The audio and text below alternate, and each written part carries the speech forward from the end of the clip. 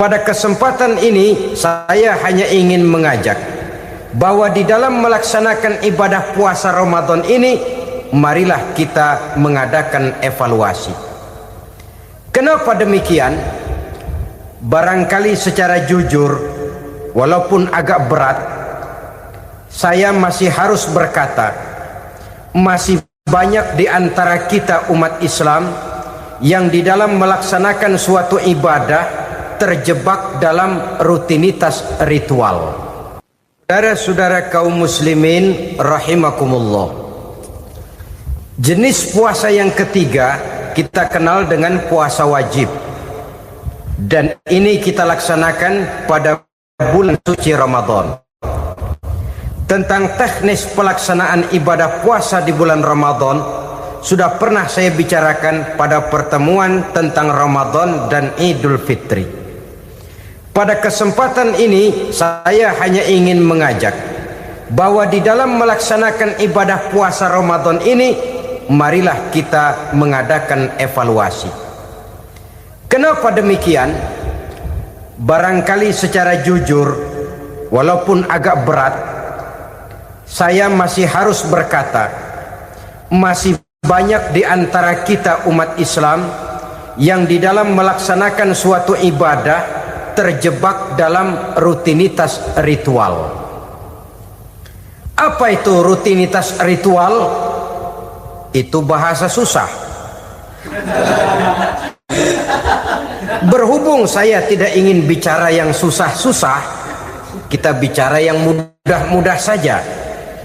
Maksud saya, banyak di antara kita umat Islam yang di dalam melaksanakan suatu ibadah itu hanya dengan prinsip asal sekadar gugur kewajiban saja. Akibatnya, sampai sejauh mana ibadah itu berhasil membentuk kepribadian diri kita, kita jarang mengadakan evaluasi dan penilaian. Solat yang penting gugur kewajiban, puasa yang penting sudah gugur kewajiban, haji yang penting sudah gugur kewajiban. Maka jangan heran kalau itu yang jadi prinsip, ibadah lantas tidak punya dampak dalam membentuk kepribadian diri. Banyak orang yang rajin sholat tapi munkarnya jalan terus. Sampai kadang-kadang kita bingung, yang sembahyang dia, yang nyolong dia. Puasanya kelihatannya tekun, tapi tidak punya kepekaan sosial. Sama yatim piatu bersifat masa bodoh, sama fakir miskin malah gemes. Tidak lantas tumbuh kepekaan sosial, walaupun dia sudah ikut merasakan tidak enaknya lapar dan haus. Ada juga yang sudah haji 4-5 kali mondar-mandir Jakarta Mekah, tapi gaya hidupnya tetap seperti katak di kolong tempurung, picik, sempit pandangan, dangkal hati, tidak terbuka walaupun sudah melihat Islam dalam skala internasional. Yang dia lihat, yang dia saksikan, yang dia pandang, tidak sanggup menggugah dan mengubah jiwanya, tidak bisa mewarnai pandangan hidupnya. Inilah akibatnya kalau ibadah hanya dikerjakan dengan prinsip asal sekadar gugur kewajiban. Hasilnya yaitu tadi, hajinya cuma menang topi putih sama serban. Sholatnya cuma prinsip asal gugur kewajiban. Begitu juga puasanya, begitu juga zakatnya dan ibadah-ibadah lainnya. Bukan tanpa satu maksud. Jikalau Allah Subhanahu wa ta'ala memerintahkan kita melaksanakan ibadah puasa di bulan suci Ramadan, bahkan maksud itu sangat pada penghujung ayat yang memerintahkan kita puasa. Ya ayyuhalladzina amanu kutiba alaikumus syiyam kama kutiba alal ladzina min qablikum la'allakum tattaqun. Orang yang beriman, diwajibkan atas kamu berpuasa, telah diwajibkan juga kepada orang-orang yang sebelum kamu, la'allakum tattaqun, agar kamu dengan puasa itu menjadi manusia yang bertakwa kepada Allah Subhanahu wa taala. Dengan kata lain, berhasil atau tidak puasa Ramadan kita ini akan nampak takwa kita meningkat atau tidak setelah kita melaksanakan ibadah puasa. Sehingga kalau orang mengatakan Ramadan itu merupakan month of training, bulan latihan, keluar latihan tentu harus semakin naik dan baik gaya kehidupan kita. Jadi tujuan utama daripada pelaksanaan ibadah puasa adalah untuk membentuk manusia yang bertakwa. Nah, takwa itu kata Imam Qusairi hurufnya ada 4. Ta, qaf, wawu, ya. Masing-masing huruf ini simbol dari pribadi orang yang bertakwa, bina dan dibentuk oleh pelaksanaan puasanya. Mari kita lihat. Huruf ta adalah lambang dari sifat tawadhu, rendah hati. Orang yang bertakwa, orang yang tidak mempunyai sifat sombong. Puasa menanamkan kita kesadaran terhadap kelemahan, terhadap keterbatasan, terhadap segala ketidakmampuan yang kita miliki. Ya Allah, baru sehari nggak kena makan, nggak kena minum, sudah begini lemesnya. Puasa memang kalau pagi orang masih sehat, masih terdorong oleh sahur, siang masih lumayan, tapi zuhur ke atas biasanya mulai sikap lemah manusiawi, keterbatasan kekuatan biologis itu mulai nampak. Dari sini tanam satu kesadaran, kalau begitu apa yang mau disembuhkan di hadapan Allah? Kaya, siapa sih orang paling kaya? Ilmu, siapa sih orang paling pintar? Pangkat, siapa sih orang paling tinggi jabatannya?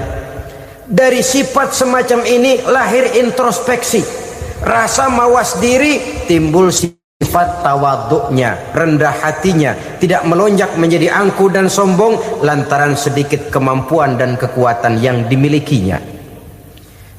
Lalu untuk sikap yang lebih jauh, terwujudlah, terbentuklah apa yang dinamakan stabilitas temperatur batin. Orang tetap konstan menjaga nilai-nilai idealisme yang pernah dimilikinya. Dia mulai dengan adil, dia berjalan tetap dengan keadilan, dan dia berakhir juga tetap dalam keadilan. Jangan mulainya adil, tengahnya setengah adil, di akhirnya malah zolim sama sekali. Ini tidak punya stabilitas temperatur batin. Kan banyak orang begitu toh. Mulanya benar, belakangan mau benar sendiri. Mulanya sudah rela berkorban buat kepentingan orang banyak, belakangan malah selalu mengorbankan kepentingan orang banyak. Waktu di bawah rajin baca ayat kursi, dapat kursi lupa ayat. Stabilitas temperatur batin tertipu oleh perasaan seolah-olah situasi dan kondisi sudah serba memungkinkan, sudah serba menguntungkan. Orang yang dibentuk pribadinya oleh pelaksanaan ibadah puasa, dia sadar apapun keberhasilannya, apapun kedudukannya, apapun nilai kekayaannya, itu cuma sebagian kecil sekali dari apa yang ada pada zat Allah Subhanahu wa ta'ala.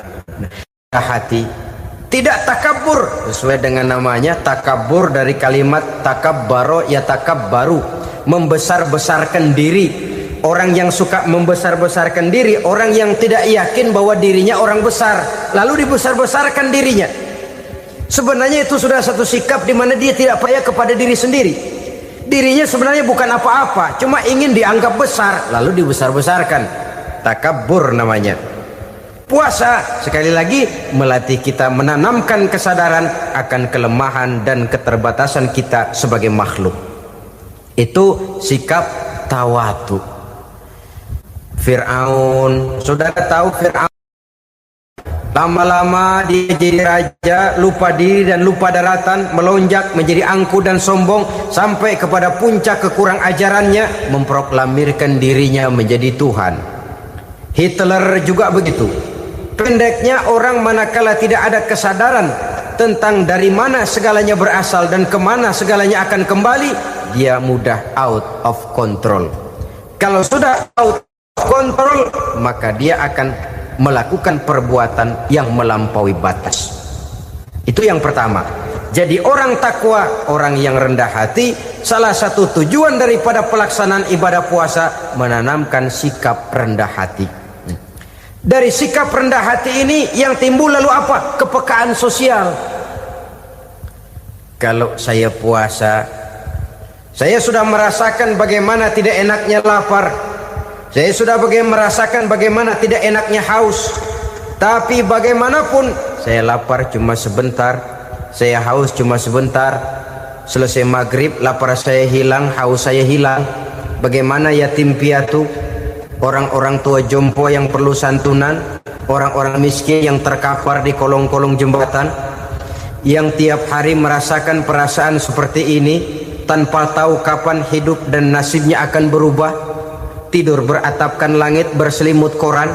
Kalau demikian, saya ini beruntung. Kalau demikian, apa yang bisa saya lakukan untuk mereka? Kepekaan sosial ini lalu timbul dalam apa yang orang sekarang namakan solidaritas kesetiakawanan sosial. Hidup tidak hanya untuk kepentingan diri dan perutnya sendiri saja, tapi mau menolong, mau membantu orang yang memang memerlukan bantuan dan pertolongan itu sendiri. Jangan setelah tahu lapar tidak enak, haus tidak enak, tapi kita tidak mau tenggang rasa, tidak mau timbang rasa. Begini loh tidak enaknya lapar, begini loh tidak enaknya haus.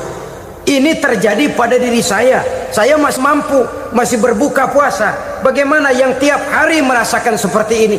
Tidak Ramadan, tidak Syawal, tidak Zulqa'dah, tidak Zulhijjah, selalu kelaparan dan kehausan.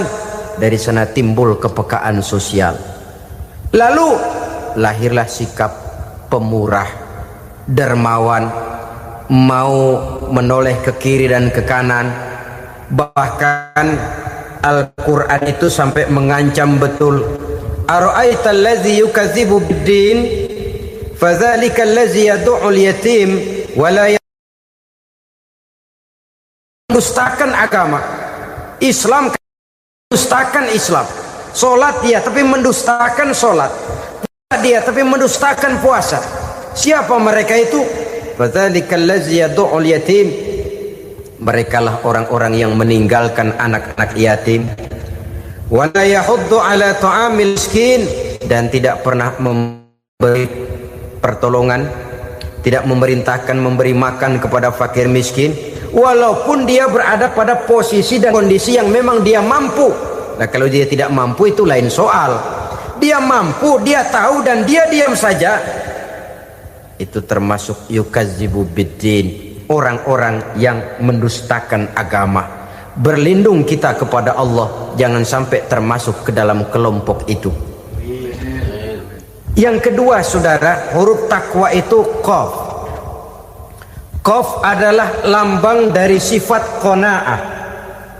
Qanaah artinya merasa cukup. Puasa melatih kita untuk bersikap cukup dalam hidup. Kalau kita perturutkan menjelang saat berbuka, menunggu waktu berbuka, istilah orang di Jawa Barat ngabuburit katanya, kita menunggu saat berbuka, segalanya saja ingin kita beli, segalanya saja ingin kita minum, semuanya saja ingin kita makan, sebab nafsu sudah begitu berupa. Perut sudah sedemikian lapar, kerongkong sudah sedemikian haus, rasanya semuanya saja ingin kita telan. Tapi tahukah kita bahwa setelah maghrib berbunyi, berapa banyak yang kita makan, berapa banyak yang kita minum? Sesuaikah dengan keinginan kita tadi siang? Tadi siang semuanya ingin kita makan, tadi siang semuanya ingin kita minum. setelah berbuka, berapa banyak yang kita makan, berapa banyak yang kita minum. Itulah kehidupan. Segalanya ingin kita kuasai, segalanya ingin kita punyai, tapi berapa sih yang benar-benar kita perlukan? Maka orang kaya adalah orang yang hidupnya cukup. Orang miskin hakikat yang selalu merasa kurang. Bagaimanapun besar rumah, banyak uang kita, berpuluh kendaraan kita, kalau hidup selalu merasa kurang, itu artinya kita masih miskin. Maka jikalau ingin menjadi orang kaya, kuncinya hakikatnya cuma satu, hati kita merasa cukup dengan yang diberikan Allah, bersyukur atas segala nikmatnya, dan dengan syukur itu, nikmat itu akan ditambah oleh Allah Subhanahu wa ta'ala. Puasa menimbulkan sifat qanaah, dan qanaah adalah watak daripada orang-orang yang bertakwa kepada Allah Subhanahu wa ta'ala. Persis seperti orang minum air laut, makin diminum makin haus, makin diminum makin kering tenggorokan. Begitulah orang berhadapan dengan materi. Tadinya dia akan senang kalau dia merasa punya tanah ratusan hektar. Sudah ratusan hektar tidak cukup, ngelamun lagi, alangkah nikmatnya kalau bisa beli gunung. Gunung dibeli. Sudah punya gunung, lihat laut. Aduh, kalau laut juga bisa dibeli, beli lagi laut. Sudah punya laut, lihat ke atas, langit ada yang jual apa enggak ya?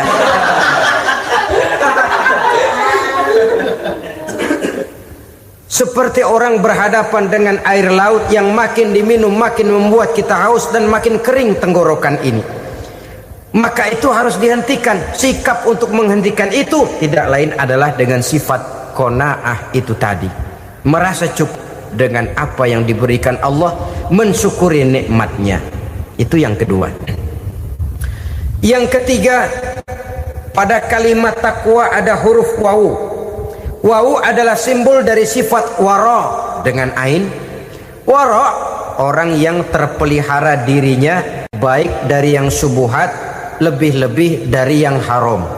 Syubhat, saudara tahu, barang yang remeng-remeng. Tapi sungguh pun remeng-remeng, kira-kira prosentasenya 70-30. 70% haram, 30% kemungkinan halalnya. Maka yang syubhat lebih baik dijauhi daripada diambil. Orang yang punya kepribadian wara, dirinya terpelihara, jangankan dari yang haram, dari yang syubhat saja dia sanggup menjaga dan memelihara dirinya. Oleh karena itu saya heran kalau orang di bulan Ramadan dia sanggup menjaga diri di waktu siang dari jenis makanan yang halal, dari jenis minuman yang haram. Ada tahu nganggur di meja siang, enggak dia makan.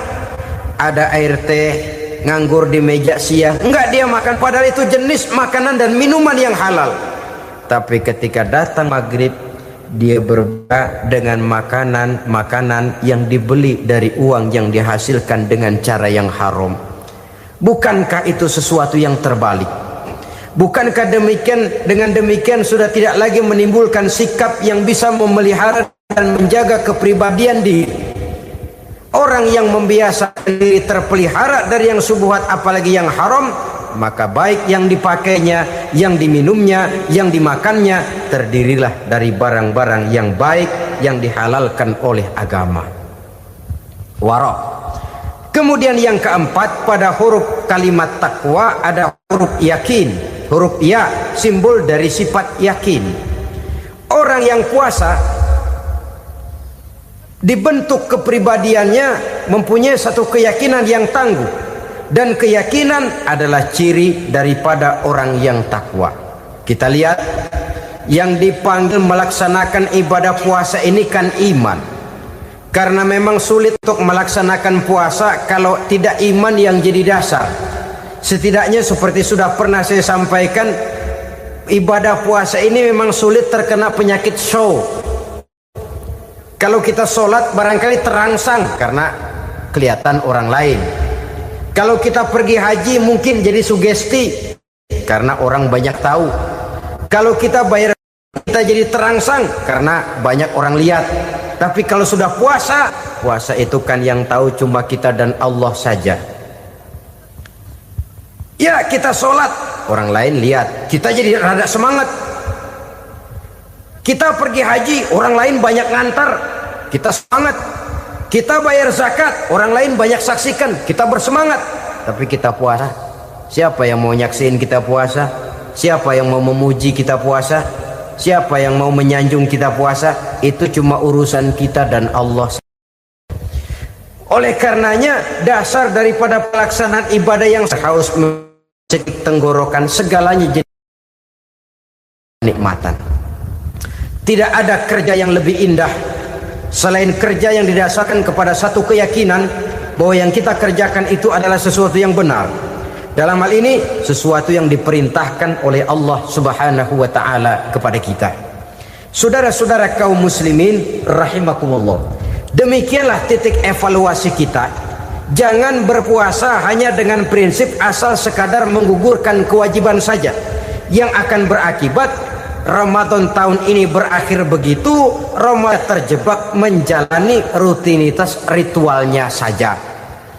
Bahkan kadang-kadang yang nyata betul, Nabi menganjurkan tingkatkan ibadah pada 10 hari yang akhir di bulan Ramadan, tanggal 20 sampai akhir Ramadan.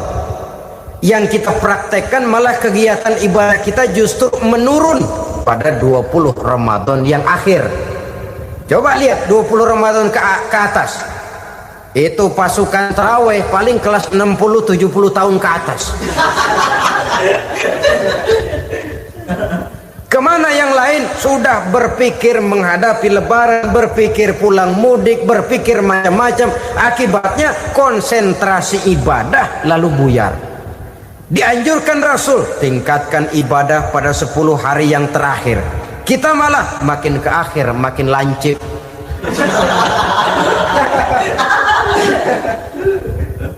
Saudara-saudara kaum muslimin rahimakumullah, kita terjebak oleh sesuatu yang sementara, oleh sesuatu yang bersifat kulit, lalu meninggalkan isinya.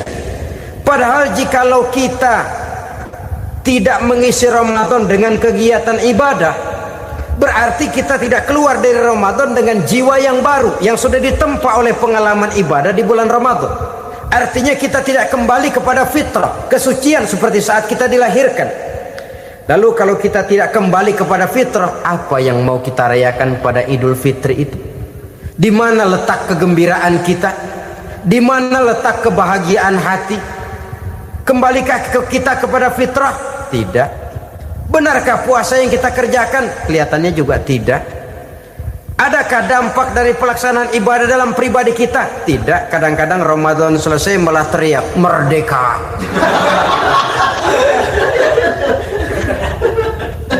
Kalau tadinya Ramadan dia merasa terhalang, mau keluar siang, mau makan siang, bulan puasa, mau minum siang, bulan puasa, mau gandengan, bulan puasa.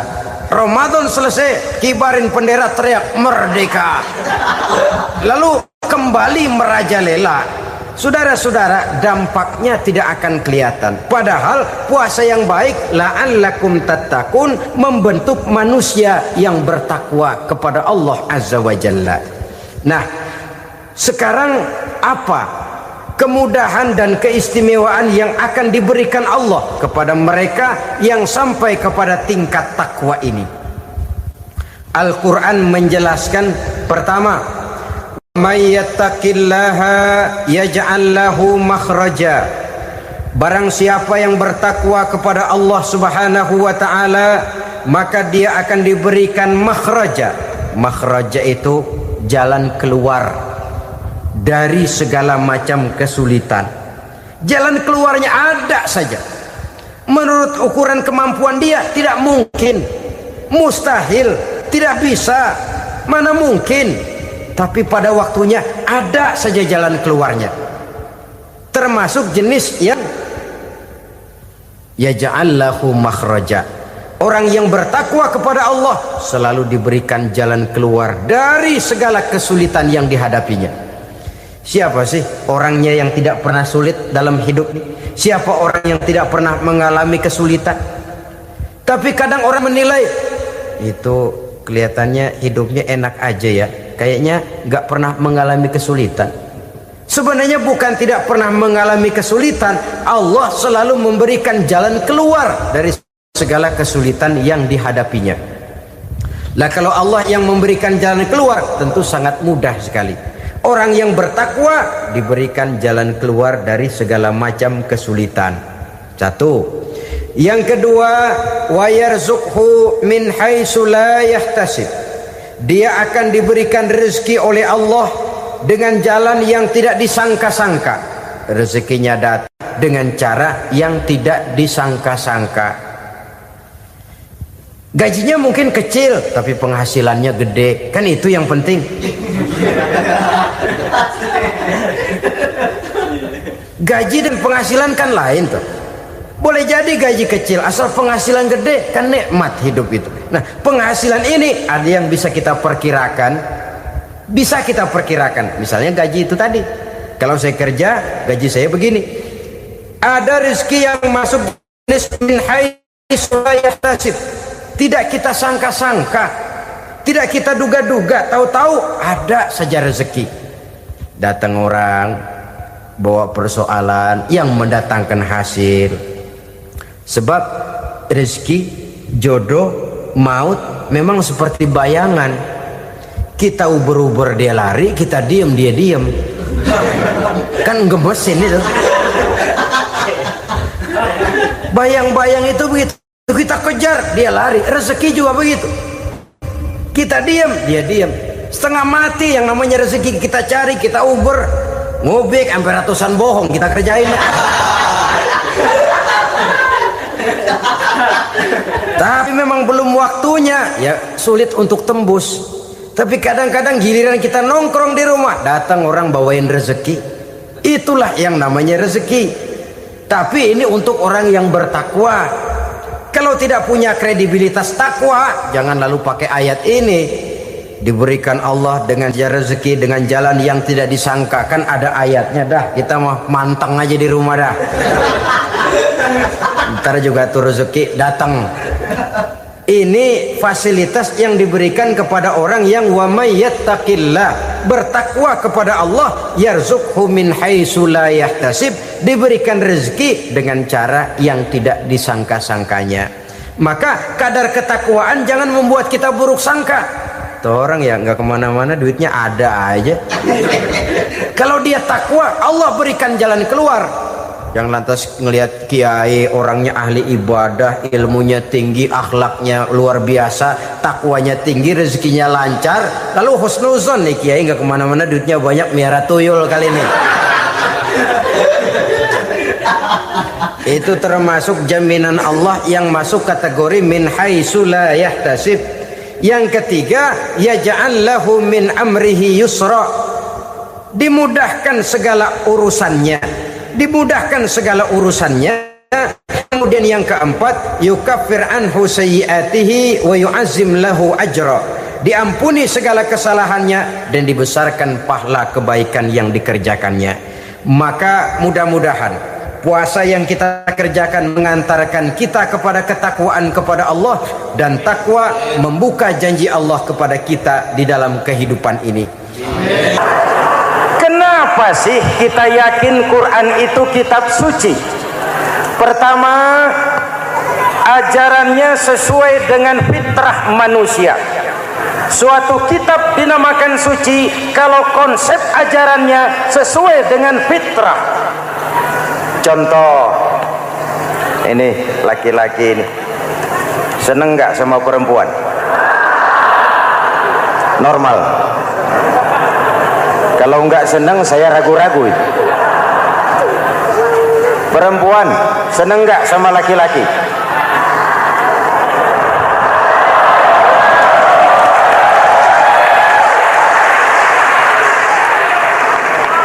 Ini fitrah. Laki-laki suka perempuan, perempuan suka laki-laki. Quran memahami itu. Hai laki-laki, kau senang dengan perempuan. Hai perempuan, kau suka dengan laki-laki. Oke, lewat sini, lewat pintu yang disebut nikah. Kalau kitab suci melarang nikah, itu bertentangan dengan fitrah manusia.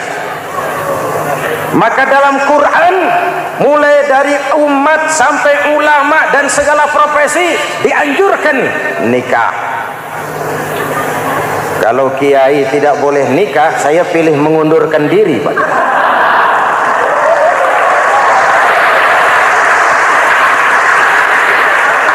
Itu bertentangan dengan fitrah.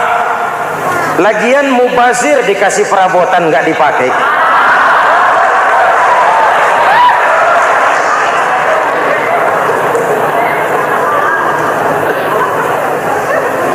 Fitrah. Contoh lagi, manusia perlu makan. Kalau ada kitab suci menyuruh puasa terus dari pagi sampai sore sampai malam sampai pagi lagi, eta teh kitab gelo.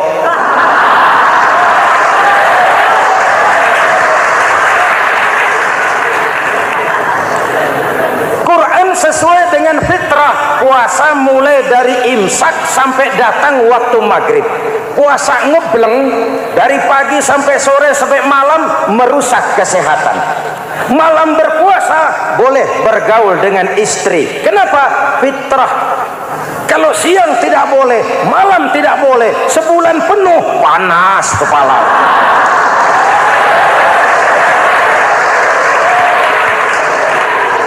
Rontok rambut. Hadirin yang saya hormati, itu yang pertama. Yang kedua, kita yakini Quran sebagai kitab suci karena isinya tidak saling bertentangan, konsekuen, konsisten. Kalau ada satu kitab, di satu ayat mengajarkan Tuhan Esa, di lain ayat mengajarkan tiga, liar itu mah. Bagaimana kitab suci isinya paradoks? Bagaimana kitab suci isinya saling bertentangan? Di ayat manapun sekali Quran berkata Allah itu Esa, selamanya Esa. Isinya tidak saling bertentangan.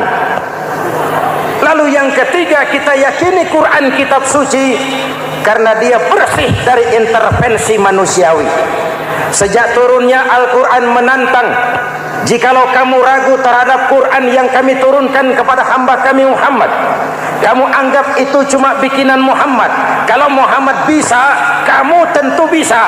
Baik, bikin satu surah semacam Al-Quran. 14 abad yang lalu tantangan ini turun dan sampai malam ini belum terjawabkan. Pak, barangkali tidak ada yang mau coba. Banyak. Antara lain Musailamah Al-Kazzab. Dia mencoba membuat menandingi Al-Quran. Dia buat satu surah namanya surah Al-Fil. Bunyinya begini, bikinan Musailamah. Al-Fil wa mal-fil wa ma adraka mal-fil lahu khurtumun tawil wa lahu zail. Sudah berbentuk syair. Isinya apa? Al-Fil, gajah. Wa mal-fil, apakah gajah itu? Wa ma adraka mal-fil, tahukah kamu apa itu gajah? Lahu khurtumun tawil, dia punya belalai panjang. Wa lahu zail, dan dia punya ekor. Enggak usah turun ayat begituan, orang tahu.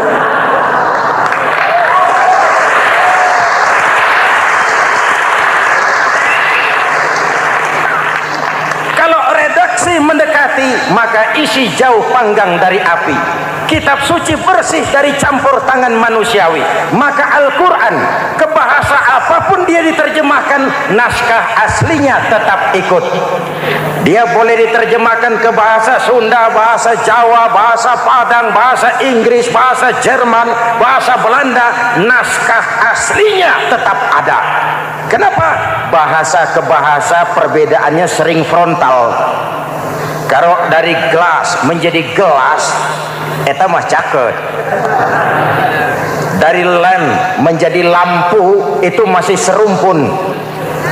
Tapi cokot Sunda dengan cokot Jawa Itu jauh bedanya. Atos Sunda dengan atos Jawa itu jauh. Ulama Sunda sama ulama Jawa nggak pernah akur kalimat atos ini.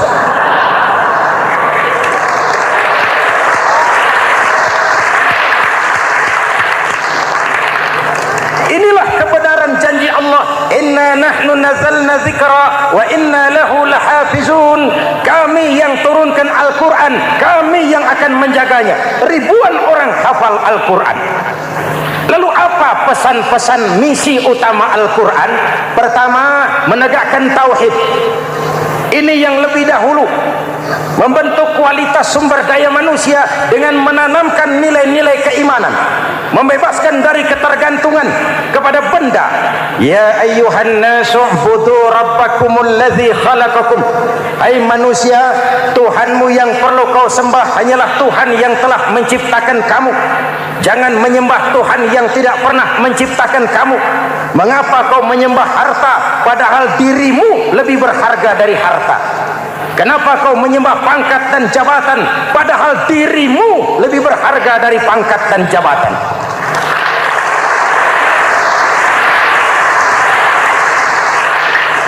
Diajak rasio berpikir, Tuhanmu yang perlu kau sembah hanyalah Tuhan yang menciptakan kamu.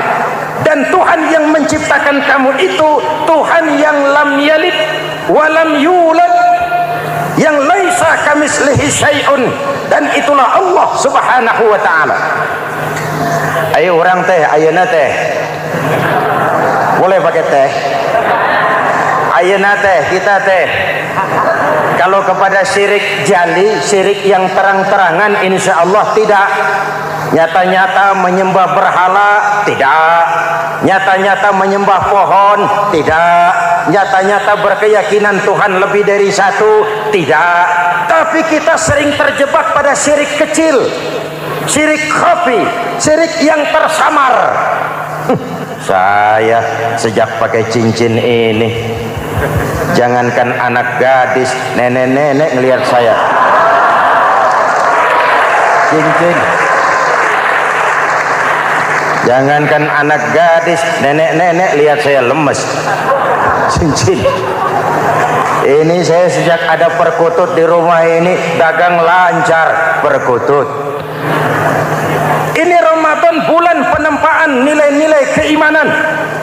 Misi utama Quran menegakkan tauhid, mengurangi kemusyrikan, membebaskan manusia dari ketergantungan kepada benda. Dari situ kualitas sumber daya manusia dimulai. Saya sering mengungkapkan selama ini sistem pendidikan kita cuma mengisi otak, bukan membentuk watak. Otak diisi segala macam ilmu, tapi hati kosong, agama rapuh, akhirnya moral rendah. Muncul manusia-manusia yang pintar, cuma sayang tidak benar. Indonesia kita bangkrut, Indonesia kita terpuruk, Indonesia kita sakit sekarang ini, kan ulahnya orang-orang yang pintar tapi tidak benar.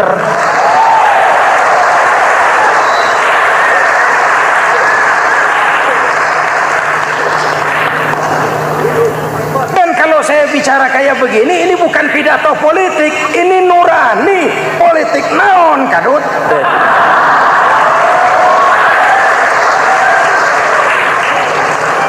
Ini nurani, ini tanggung jawab sebagai anak bangsa. Ibu bapak, saudara-saudara hadirin yang saya hormati, Rasul kalau masuk sepertiga yang akhir, sing-singkan lengan baju, hamparkan sajadah, lebih banyak di masjid daripada di rumah. Itu Rasul. Maka sepertiga yang akhir masjid makin ramai. Lihat Masjidil Haram. Lain dengan kita. Sepertiga yang akhir masjid mulai mengalami kemajuan. Safnya makin maju.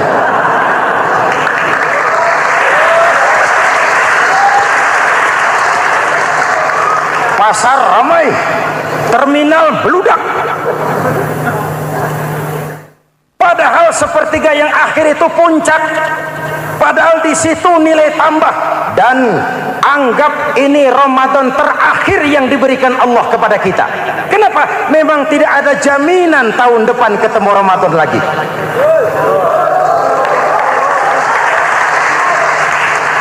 Anggap ini Ramadan terakhir yang diberikan Allah kepada kita. Tidak ada jaminan tahun depan Ramadan akan ketemu lagi. Tidak ada jaminan. Manfaatkan peluang ini untuk melakukan pemutihan. Semua kita melakukan introspeksi. Tidak tahu kita Ramadan tahun depan nanti masih ketemu apa tidak.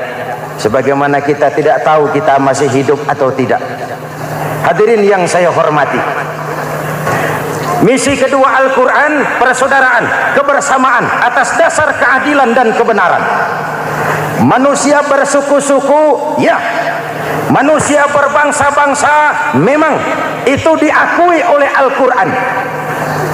Inna khalaqnakum min dzakari wa untha wa ja'alnakum syu'uban wa qabaila. Kami ciptakan kamu dari laki-laki dan perempuan.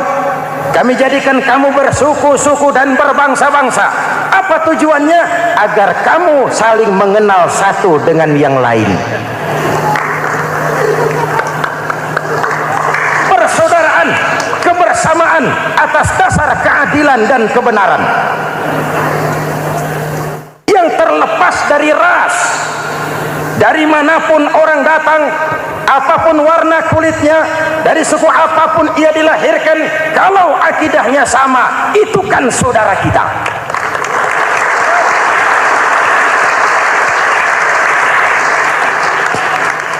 Seperti di masjid, kita tidak peduli dari mana kita datang. Yang datang dari kidul, madhab ngulon mang. Yang datang dari sebelah lor, madhab ngulon mang. Yang datang dari sebelah wetan, madhab kulon mang. Yang datang dari kulon, madhab ngulon. Bukan soal dari mana kau datang, tapi satu arah menghadapmu. Kau mau Betawi, mau Sunda, mau Jawa, mau Padang, mau Aceh, mau Batak, mau Ambon, kita satu nusa, satu bangsa, satu bahasa. Marilah kita jadi lem perekat buat lingkungan kita di saat keutuhan kita sebagai bangsa sedang dalam ujian berat. Semangat kebersamaan atas dasar keadilan. Tidak ada mayoritas menekan minoritas. Umat Islam itu kalau besar, dia mampu melindungi yang kecil. Kalau kecil, dia bisa menjaga diri. Tiap sholat Jumat khatib berpesan pada akhir khutbah kedua, innallaha ya'muru bil adli wal ihsan. Innallaha ya'muru bil adli wal ihsan. Allah memerintahkan kamu menegakkan keadilan dengan argumen, bukan dengan sentimen. Mengajak, bukan mengejek. Merangkul, tidak untuk tujuan memukul. Kalau sebagai bangsa kita utuh, kompak dan bersatu, saya yakin kita akan bisa mengatasi kesulitan-kesulitan sekarang ini.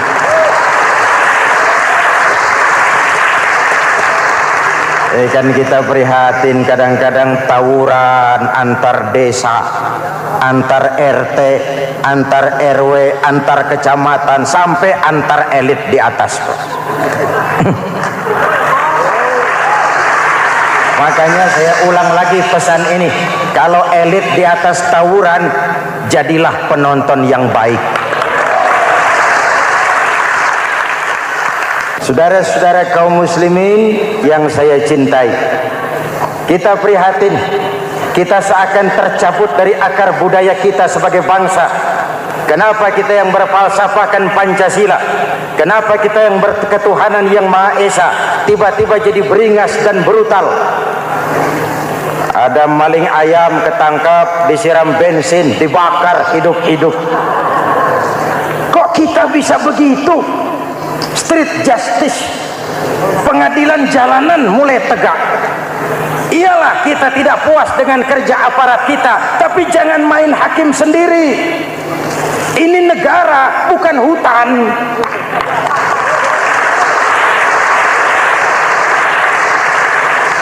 Jangan mencegah kemunkaran dengan menegakkan kemunkaran baru.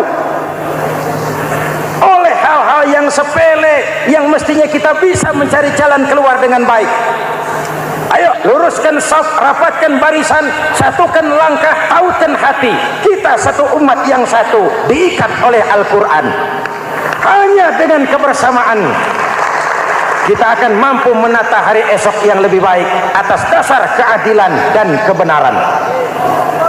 Dulu teh Muhammad Toha teriak takbir ngadepi Belanda. Bung Tomo teriak takbir ngadepi Belanda. Ayeuna takbir ngadepi batur sadulur salembur. Nanaonan.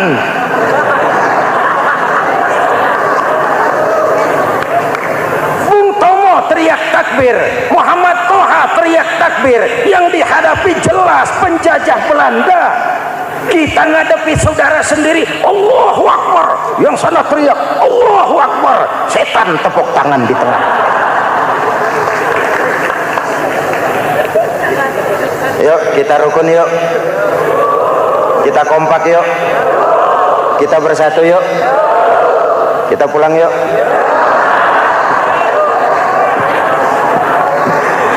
Ini misi kedua. Misi yang ketiga, Al-Quran membebaskan manusia dari gaya hidup sekuler.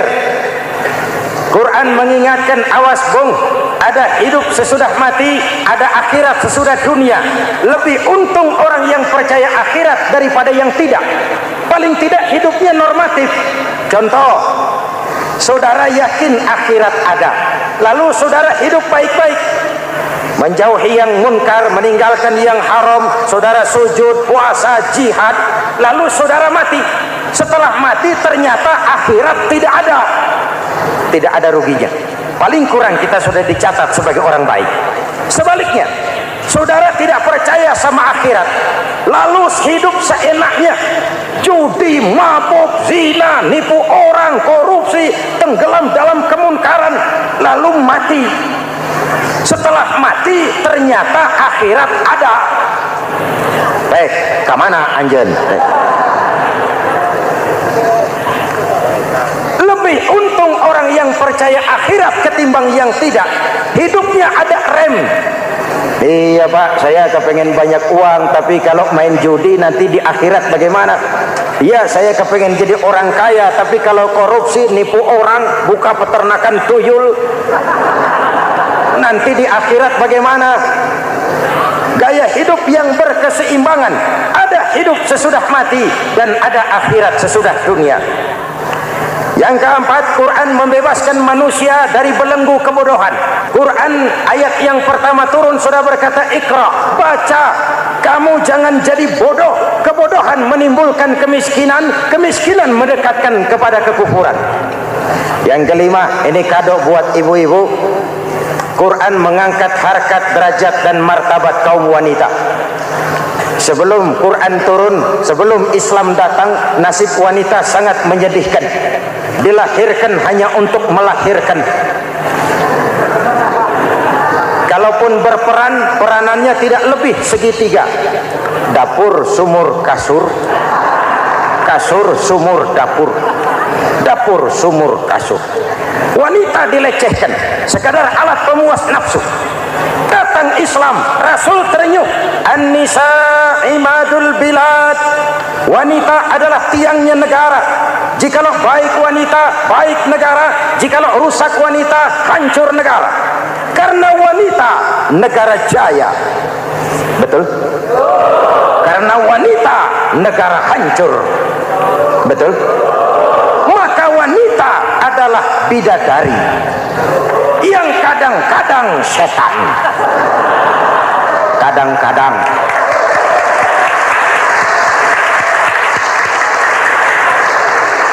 Ini yang hadir di sini bidadari semua. Ibu bapak, saudara-saudara hadirin yang saya hormati. Lalu bagaimana sikap kita terhadap Al-Quran? Quran sendiri menjelaskan, "Tsumma awrasnal kitaba allazina istafaina min ibadina." Kemudian kami wariskan kitab Al-Quran yang kami pilih buat hamba-hamba kami yang terpilih. Luar biasa. Umatnya umat pilihan, Rasulnya Rasul pilihan, kitabnya pun kitab pilihan. Kami wariskan Al-Quran kepada hamba-hamba kami yang kami pilih. Bagaimana sikap mereka setelah menerima Al-Quran? Terbagi tiga. Pertama, faminhum zalimun linafsihi. Di antara mereka ada yang setelah menerima Al-Quran lalu zalim kepada dirinya sendiri. Diterimanya Al-Quran dengan lidahnya, tapi ditolak dengan perbuatannya. Mulutnya menjunjung Al-Quran, perbuatannya menginjak Al-Quran. Quran bilang ke barat, dia pergi ke timur. Quran bilang ke selatan, dia berangkat ke utara. Quran bilang haram, dia terjang. Quran bilang halal, dia tidak mau. Orang seperti itu tidak zalim kepada Allah, tapi zalim kepada dirinya sendiri. Mudah-mudahan kita yang termasuk golongan ini. Amin. Yang kedua, wa minhum muqtasid. Di antara mereka ada yang menerima Quran 50-50. Separuh-separuh. Yang enak dilaksanakan, yang berat ditinggal. Padahal pada sisi lain Quran mengajarkan masuklah ke dalam Islam secara total, kafah, jangan separuh-separuh. Ini watak munafik. Kalau dilihat Islam menguntungkan, rame-rame teriak Islam. Ketika diminta berjihad, diminta berkorban, diminta zakat, rame-rame mengundurkan diri. Saya bangkrut pak, saya miskin pak, saya pailit pak. Mental itu dalam awal-awal Baqarah dijelaskan. Kullama adha'a lahum masyaw fi wa idza adlama alaihim qamu. Kalau terang mereka berangkat, kalau gelap mereka mandek. Itu ciri orang munafik beragama. Kalau Islam menguntungkan, rame-rame teriak Islam. Ketika diminta berjihad, berkorban, berjuang, rame-rame mengundurkan diri. Muqtasid. Golongan yang ketiga, ini yang ideal. Wa minhum sabiqum bil khairati biiznillah. Di antara mereka ada yang setelah menerima Al-Quran lalu berlomba-lomba mengamalkannya, berlomba-lomba melaksanakannya. Jangan sampai yang baca Quran dengan suara merdu dapat piala, yang mengamalkan Quran dengan konsekuen dapat penjara.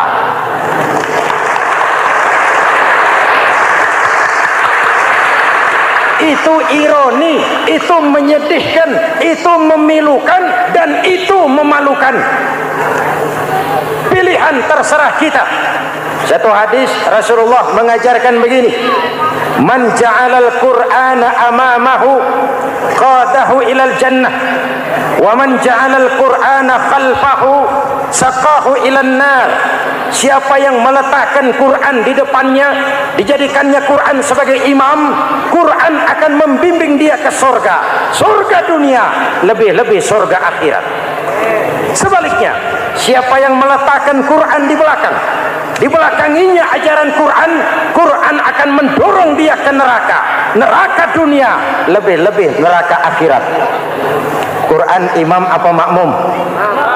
Kita makmum apa imam?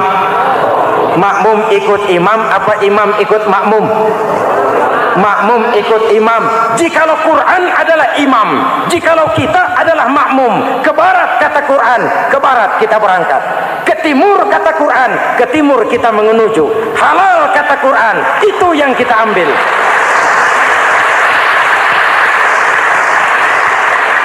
Mari kita jadikan Ramadan sebagai bulan di mana sedikit demi sedikit kita berupaya kembali menjadi generasi yang Qurani. Rasulullah pernah ditanya, kalau Tuhan wafat ya Rasul, kemana kami minta nasihat? Aku tinggalkan kamu dua nasihat. Satu yang diam saja, satu yang bisa bicara. Yang bisa bicara apa ya Rasul?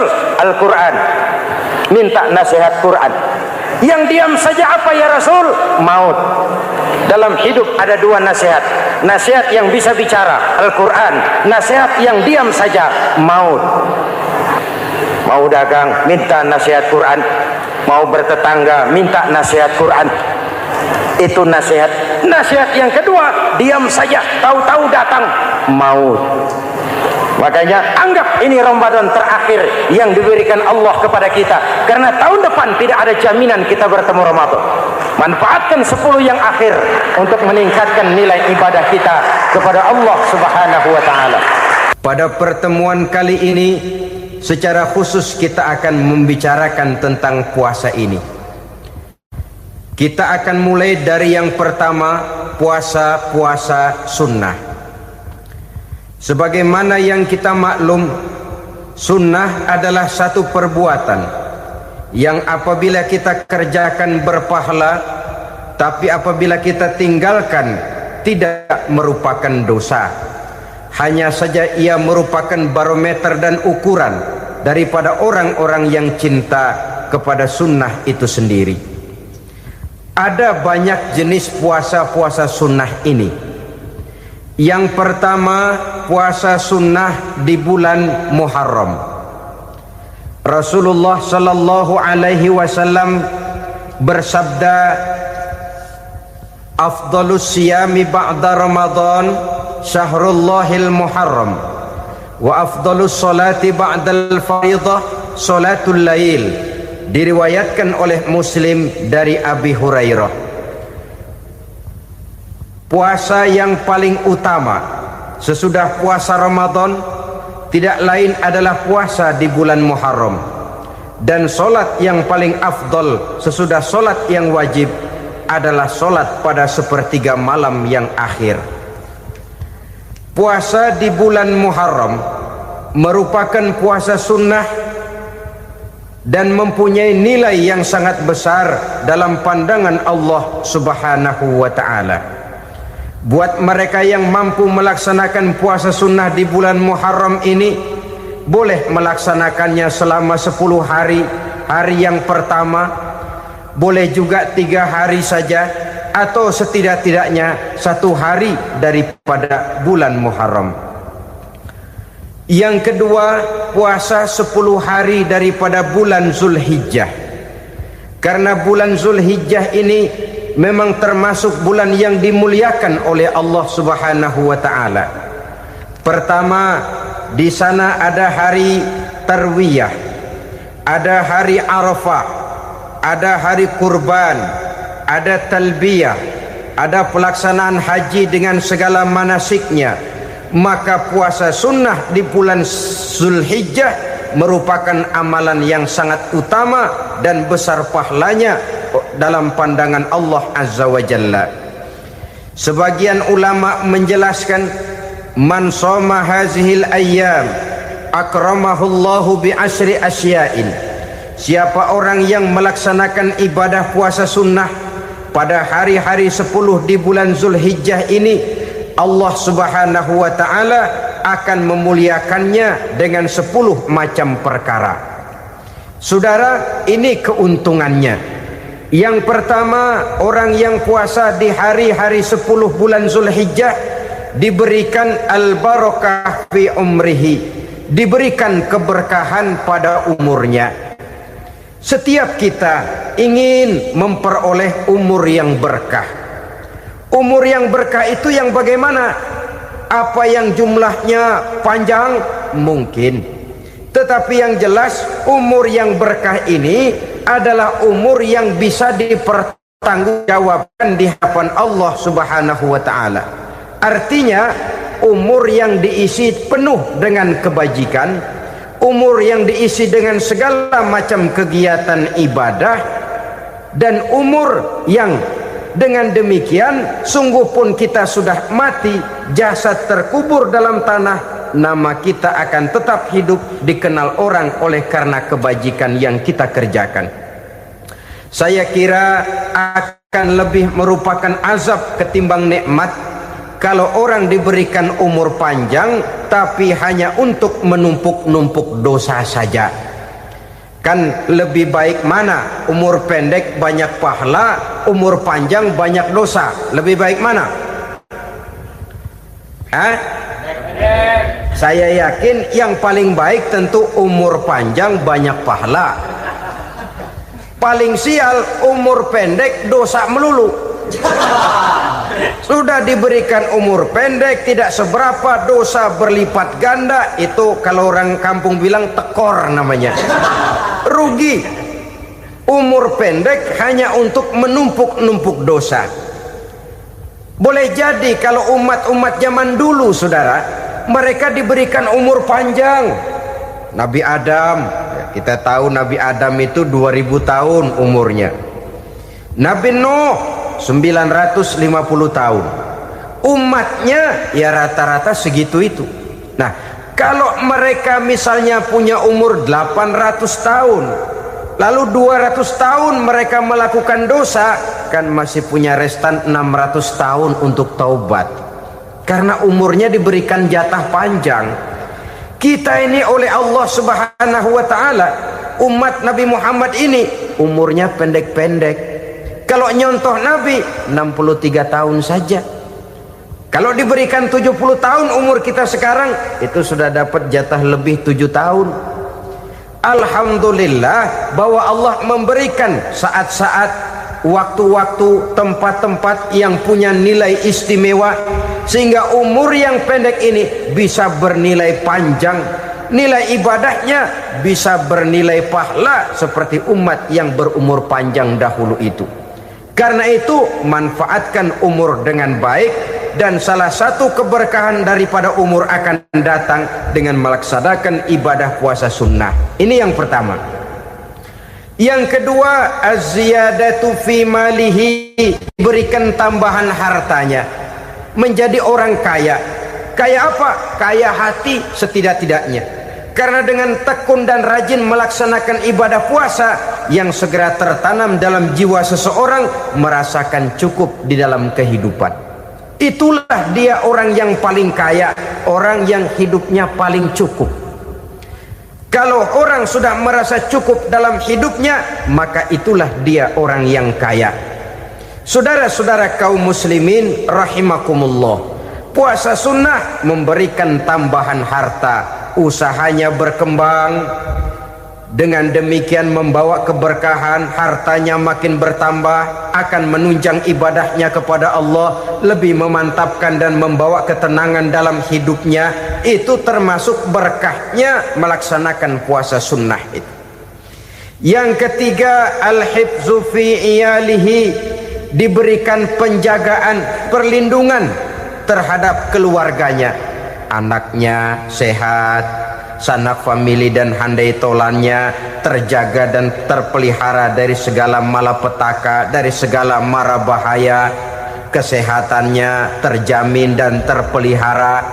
Itu sudah merupakan modal yang sangat besar di dalam kita mengarungi kehidupan.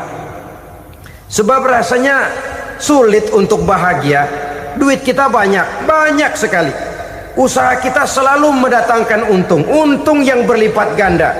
Tapi sebentar-sebentar anak kita sakit, yang ampek, yang korengan, yang kena musibah, ndak tak karu-karuan sakit, berobat sampai jutaan rupiah.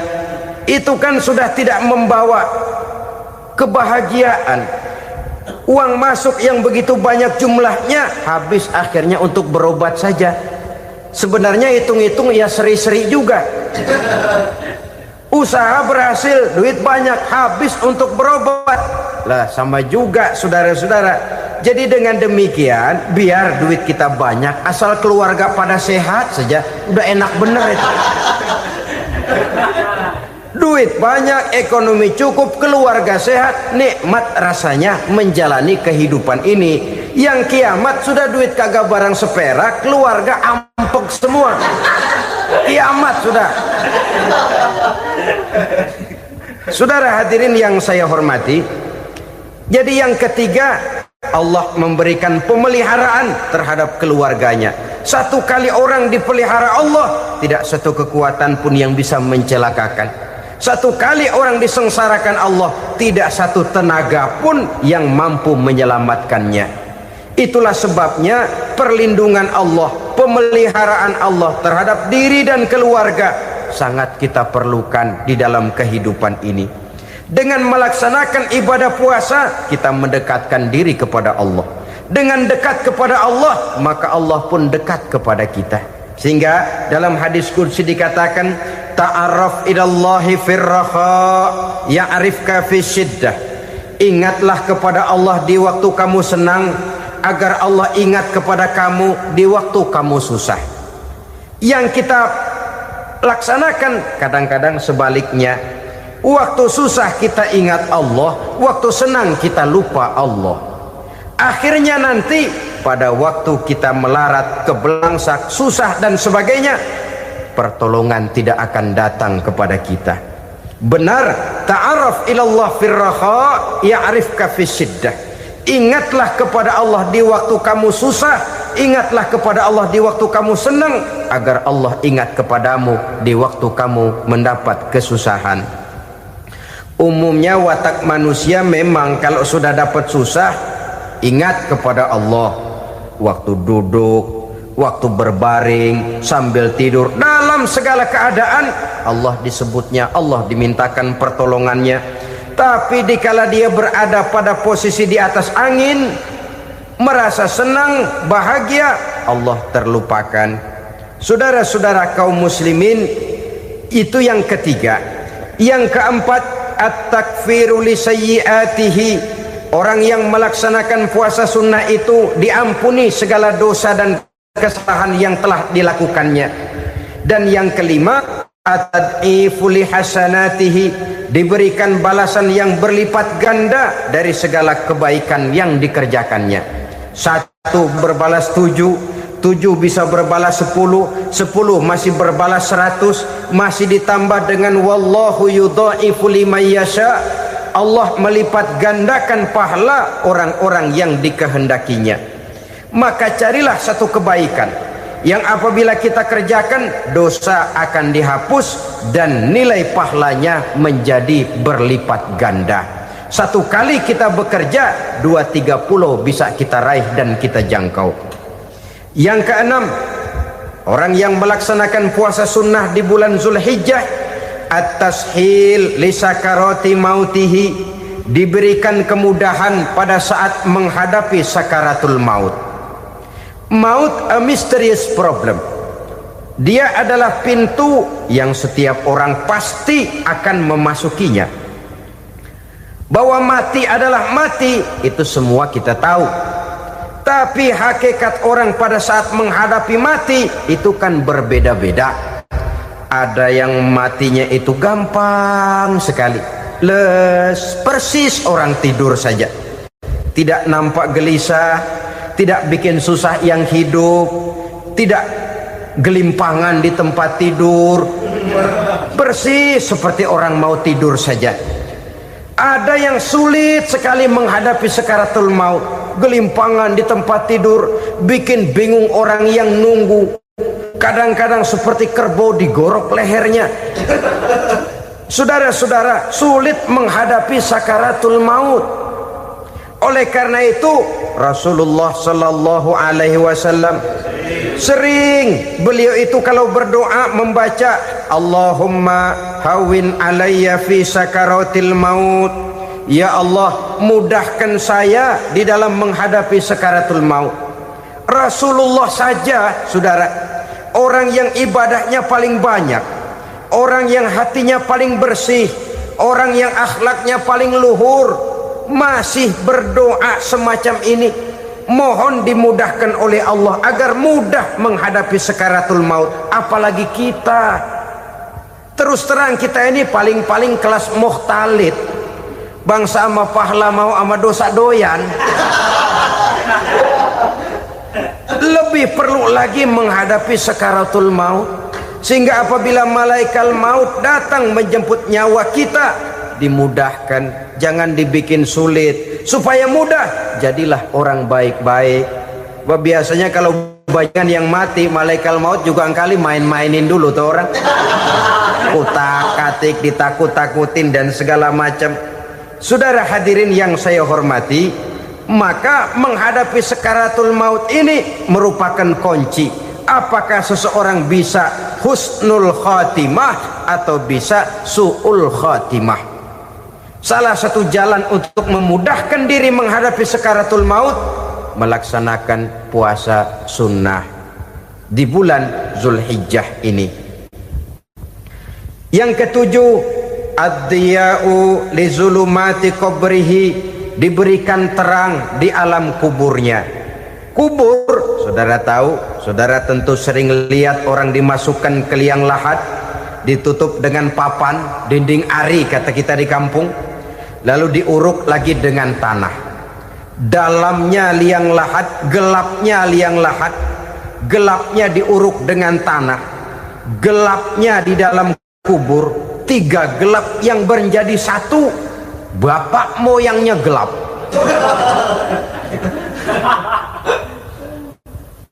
Puasa sunnah ini merupakan terang di alam kubur kita nanti.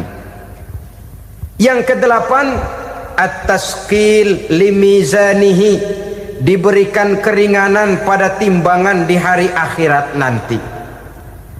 Bahwa setelah dibangkitkan dari kubur, setiap kita akan menghadapi perhitungan, akan ditimbang segala macam kebaikan dan segala macam kejahatan yang pernah kita lakukan di dalam kehidupan. Orang yang melaksanakan ibadah puasa sunnah, at-tasqilu limizanihi, diberikan keringanan timbangan hari akhiratnya nanti. Yang kesembilan, an-najah minal bala, diberikan keselamatan dari segala macam bencana. Dan yang kesepuluh, as-su'ud ala darajatihi, diberikan ketinggian, naik derajatnya, derajat di dunia, lebih-lebih lagi derajat di akhirat nanti. Ini keutamaan yang diberikan Allah Subhanahu wa ta'ala kepada mereka yang melaksanakan ibadah puasa 10 hari di bulan Zulhijjah menurut penjelasan sebagian dari para ulama kita. Jadi setelah puasa Muharram ada lagi puasa Zulhijjah. Kemudian puasa sunnah yang ketiga, puasa sunnah pada hari Senin dan hari Kamis. Apa sumber hukumnya? Diriwayatkan oleh Imam Muslim dari Abi Qatadah, Rasulullah Shallallahu Alaihi Wasallam ditanya tentang puasa pada hari Senin. Kenapa Rasul melakukan itu?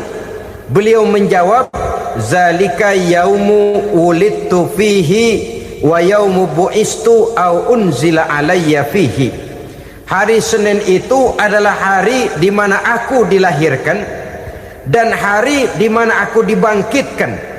Wahyu pertama turun kepadaku pun pada hari itu. Maka sunnah melaksanakan puasa pada hari itu. Adapun hari Kamis, ada hadis yang diriwayatkan oleh Imam Turmuzi dari Abi Hurairah, Nabi bersabda, tu'radul a'malu yaumul isnaini wal khamisi fa uhibbu ay yu'radu amali wa ana sha'im. Disetor amal setiap manusia pada hari Senin dan pada hari Kamis. Maka aku ingin, kata Nabi, agar pada saat amalku disetor itu aku sedang puasa. Jadi malaikat itu menurut riwayat ini mencatat dan menyetorkan catatan amalan seseorang pada hari Senin, hari Kamis. Tiap hari Senin amalan kita disetor oleh malaikat. Catatan terakhir tentu yang sedang kita kerjakan, sehingga yang masuk daftar, saya tinggalkan orang ini, dia sedang puasa, karena naik catatan amalnya pada hari Senin. Kamis diangkat lagi, catatan paling akhir, saya tinggalkan orang ini, dia sedang puasa. Itu makna fa uhibbu ayyurada amali wa ana shaim. Aku senang kalau pada saat amalku disetor, catatan paling akhir aku lagi puasa. Satu keistimewaan. Alangkah celaka tiap amalan disetor kita sedang berbuat jahat. Senin, Kemis, teler, mabok, judi. Tiap amalan disetor, catatan akhirnya saya tinggalkan si fulan lagi teler. Laporan Senin. Kemis laporan lagi, saya tinggalkan si fulan lagi mirip kartu. saudara hadirin yang saya muliakan, alangkah jeleknya catatan kita.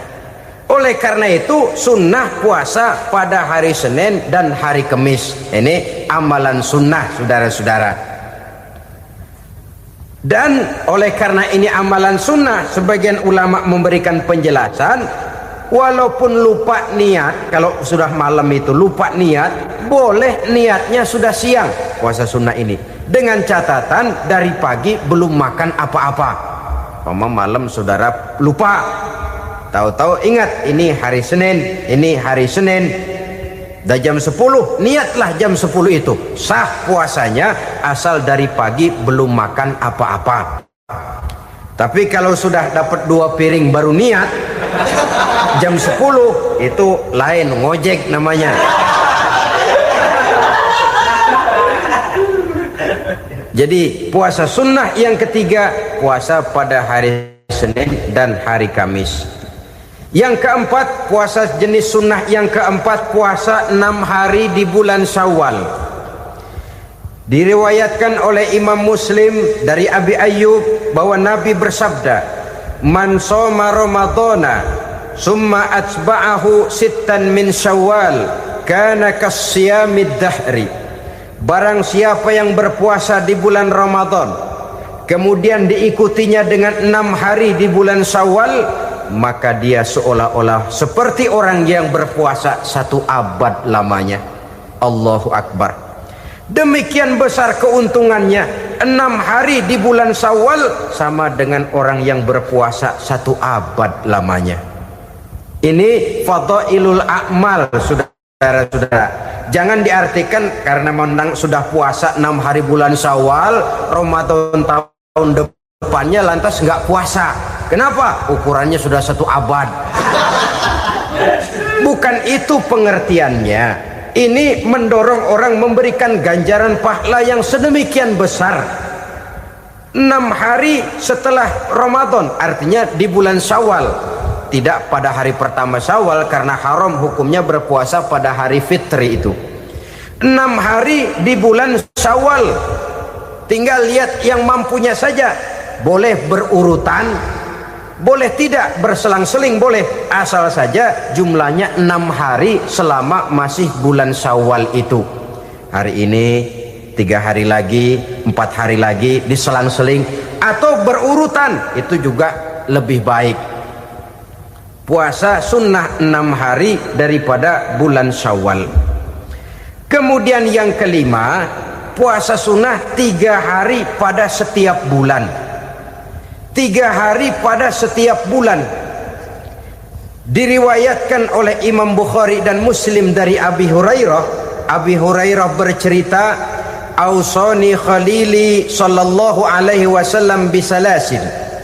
Kekasih saya Rasulullah berwasiat kepada saya, memesankan benar-benar kepada saya untuk melaksanakan 3 amalan yang terpuji. Pertama, siyamu salasati ayyamin min kulli syahrin. Puasa 3 hari dalam setiap bulan. Ini wasiat yang pertama. 3 hari pada setiap bulan. Tidak peduli bulan apa saja. Dalam artian ya bulan menurut perhitungan Islam ya.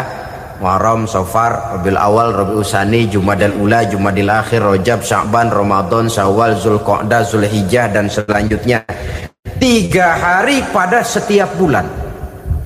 Tanggalnya tanggal berapa saja.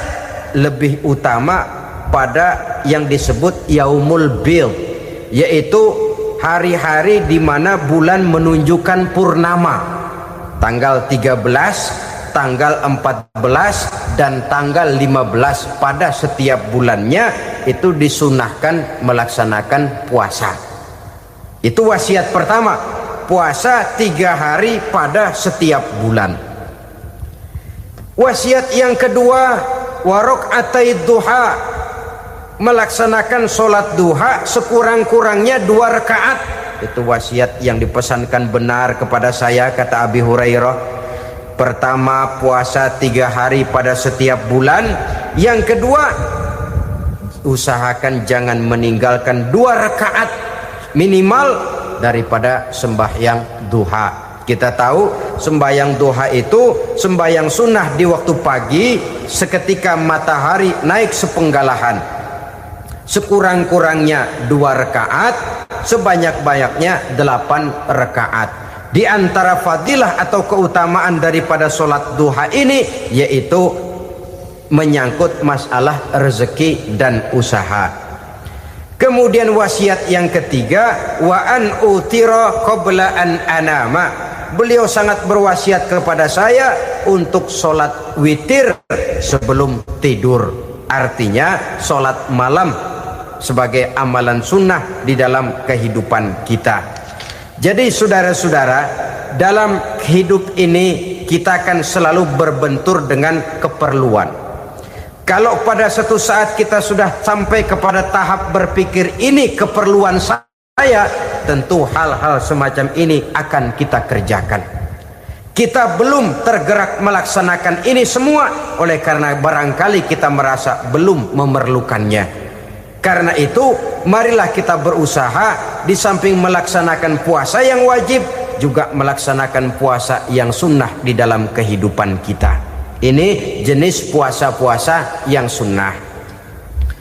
Kemudian yang kedua, ada macam puasa yang disebut puasa nazar. Hukum pelaksanaannya wajib apabila nazarnya sudah terwujud. Puasa nazar, puasa yang dikaitkan dengan suatu persoalan. Umpamanya, kalau saya lulus ujian, saya akan puasa 1 minggu lamanya.